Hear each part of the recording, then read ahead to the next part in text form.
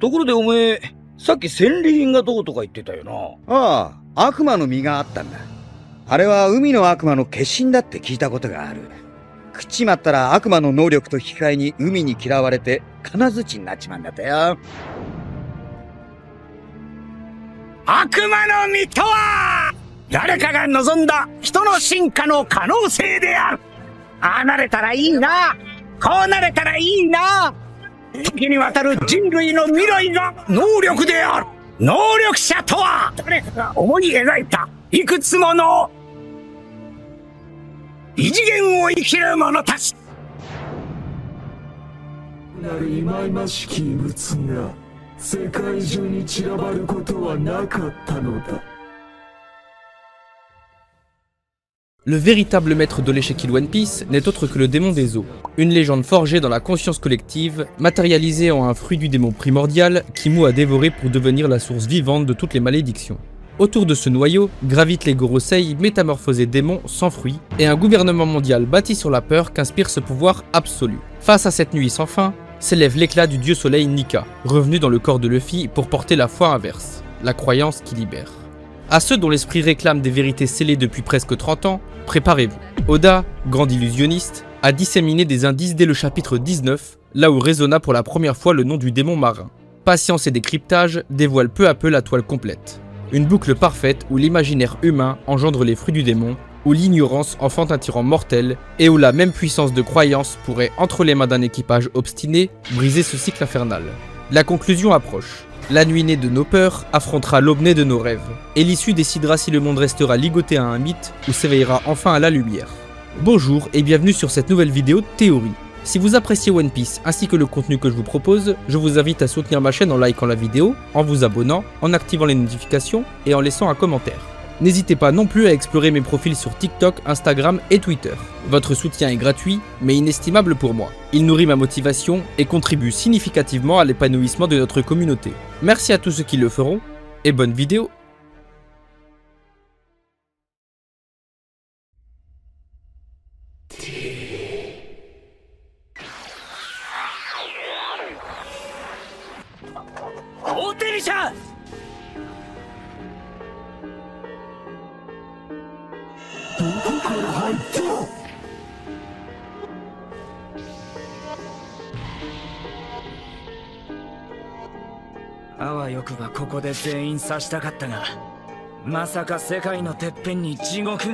Au chapitre 19, un nom résonne comme une prophétie, le démon des eaux ou le démon des mers selon la traduction. Depuis toujours, la rumeur attribue à ce redoutable esprit des flots l'origine même des fruits du démon.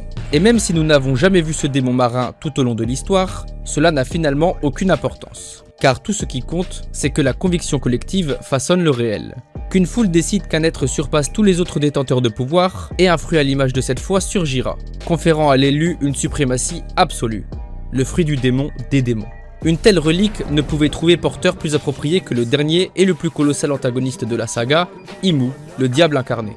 D'ailleurs, le nom Imu intrigue immédiatement par sa sonorité simple mais lourde de sens. En japonais, Umi signifie la mer. Or, Imu n'est rien d'autre que Umi, écrit à l'envers. Ensuite, c'est lui qui a métamorphosé le monde en un enfer palpable, lui dont la sorcellerie incarne si clairement l'idée que l'on se fait généralement du diable. Depuis le premier chapitre, Oda tissait ce duel inévitable, le dieu soleil brillant de liberté contre le démon marin tapissant la nuit. Il appartient à Luffy de rompre les chaînes de l'obscurité, de terrasser l'entité qui tient le monde dans son poing et d'inviter l'aube à se lever. Alors penchons-nous sur la raison pour laquelle le diable nous observait en pleine lumière depuis le début.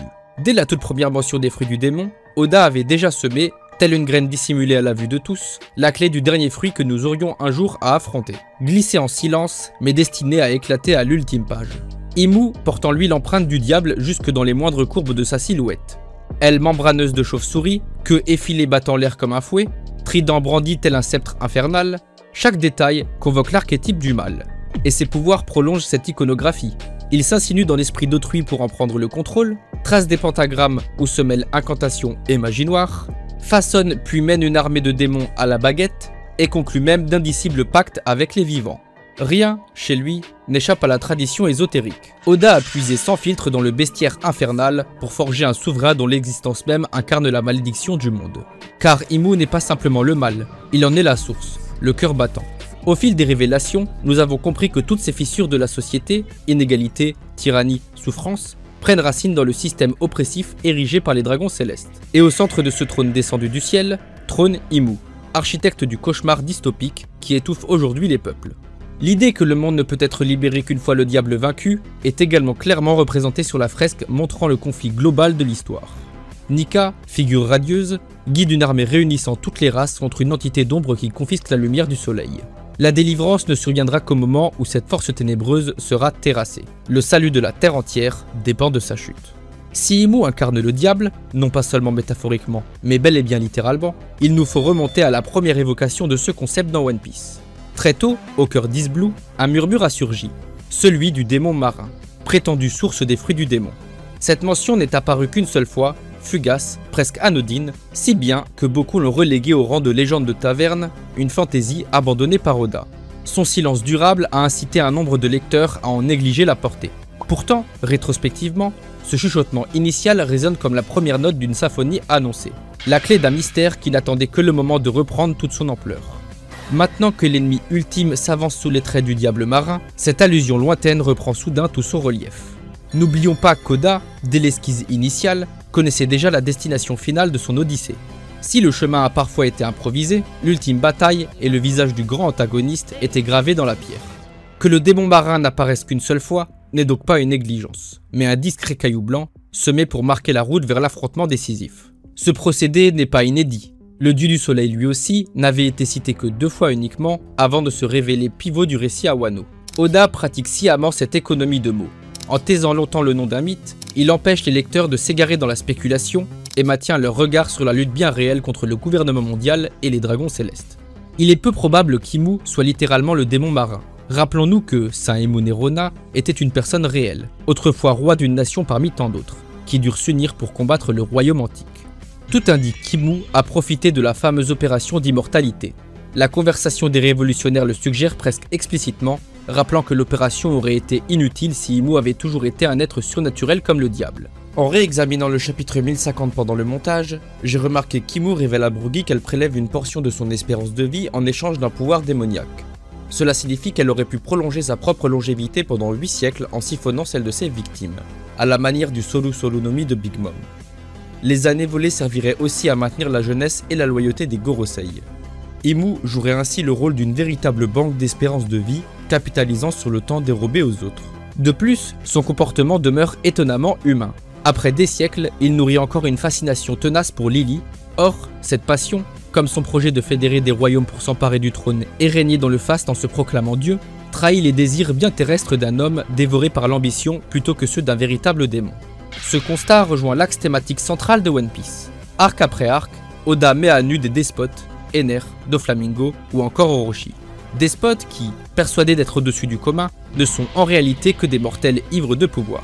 Luffy, à l'extrême opposé, refuse toujours de se hisser au-dessus des autres malgré une force sans égale.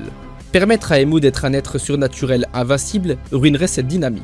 Son rôle doit rester celui d'un homme qui, poussé par la cupidité, s'est élevé au rang de dieu grâce à l'immortalité qu'il s'est octroyée et non d'un démon dont la toute-puissance viendrait miner le message même de l'œuvre.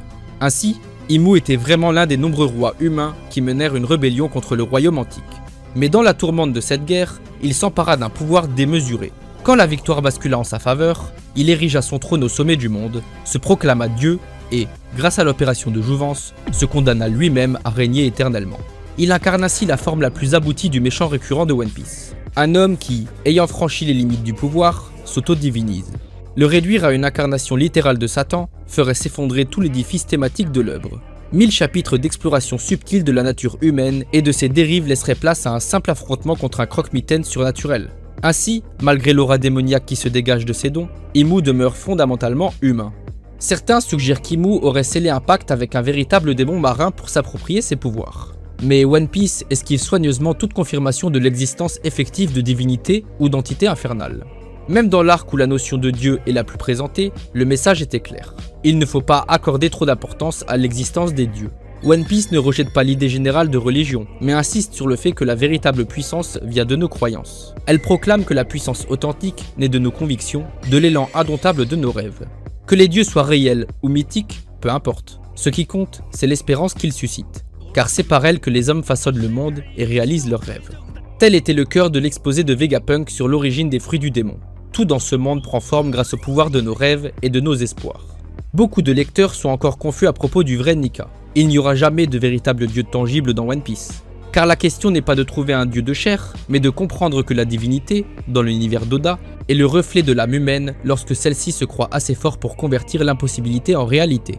Mais du coup, on a logiquement ici un paradoxe qui est très intéressant.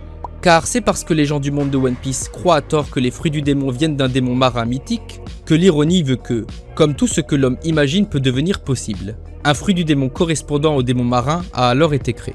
Et ce fruit, le fruit du démon marin, est très certainement celui qu'Imu a mangé. Imu est le démon marin, de la même manière que Luffy et Nika.